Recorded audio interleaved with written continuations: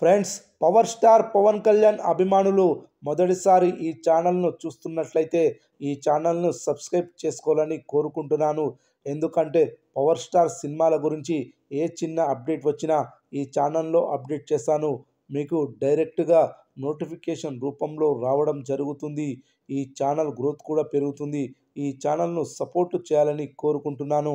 అలాగే ఈ వీడియోను మొదటి నుండి ఎండ్ వరకు చూడండి, లేకపోతే అర్థం కాదు.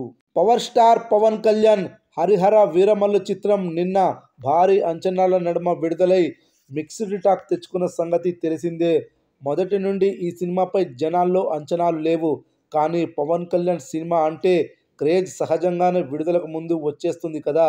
అలా ఈ సినిమాకు కూడా విపరీతమైన క్రేజ్ ఏర్పడింది. ప్రీమియర్ షోస్ ప్రతి సెంటర్లో సెన్సేషనల్ రెస్పాన్స్ వచ్చింది అంటేనే అర్థం చేసుకోవచ్చు పవన్ కళ్యాణ్ క్రేజ్ ఎలాంటిదో. ఒక్క నైజాం ప్రాంతంలోనే ఈ సినిమాకు 5 కోట్ల రూపాయలకు పైగా గ్రాస్ వసూళ్లు వచ్చాయి. 3,32,00,000 షేర్ వసూళ్లు వచ్చాయి. భవిష్యత్తులో పవన్ కళ్యాణ్ తప్ప మరొకరు కొట్టలేని అనితర సాధ్యమైన రికార్డు ఇది.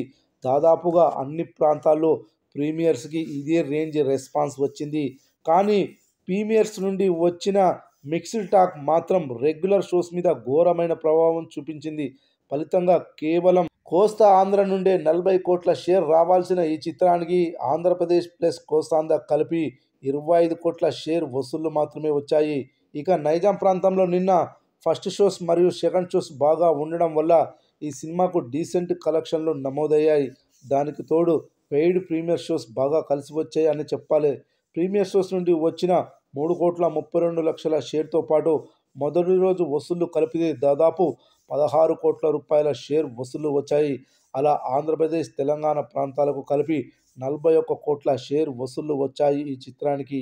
ఇక కర్ణాటకలో చూసుకుంటే ఈ సినిమా 2.5 కోట్ల షేర్ వసూలు చేసింది. అలాగే తమిళనాడు, రెస్ట్ ఆఫ్ ఇండియా మొత్తం కలిపి 2 కోట్ల షేర్ వసూలు చేసింది. ఓవర్సీస్లో ఈ సినిమా 6 కోట్ల షేర్ వసూలు చేసింది.